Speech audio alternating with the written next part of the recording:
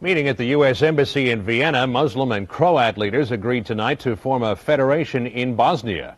Meanwhile, UN observers under NATO air cover entered Bosnia's besieged Muslim city of Magli for the first time in 9 months. Last night, a NATO airstrike on Serb positions near Bihać was called off when the Serbs ceased fire on French troops. America's top general flew home from Somalia today, and the rest of the remaining U.S. troops in Mogadishu won't be far behind. National Security Correspondent David Martin has more. This is the only way the U.S. military patrols the streets of Mogadishu in these final days, from the air. What once were American base camps with names like Victory and Sword have been turned over to troops from other nations who will stay on as UN peacekeepers. Although artillery pieces are still poised to return fire, most of the American muscle is already headed home, leaving behind a city which a Marine commander says is as lawless as ever. I thought this country was really getting on its feet and ready to go.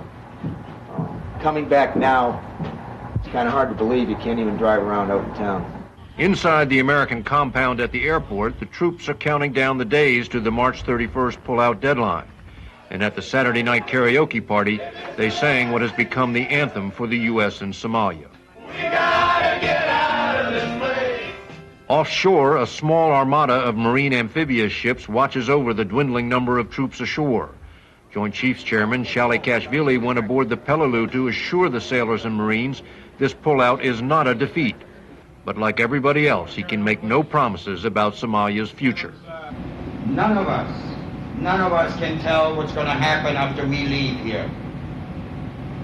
We all pray and hope that everything's going to be all right, but we don't know that. Some of these ships and about 2,000 Marines will stay here off the coast past the March 31st deadline to protect the handful of American diplomats and their bodyguards who remain ashore. Someone's got to be that security blanket in case we got to evacuate them real quick. These tanks will soon be gone, and the Marines who will guard the American embassy have nothing sturdier than these armored jeeps. Armament which looks as flimsy as General Shalikashvili's hope that everything's going to be all right in Somalia.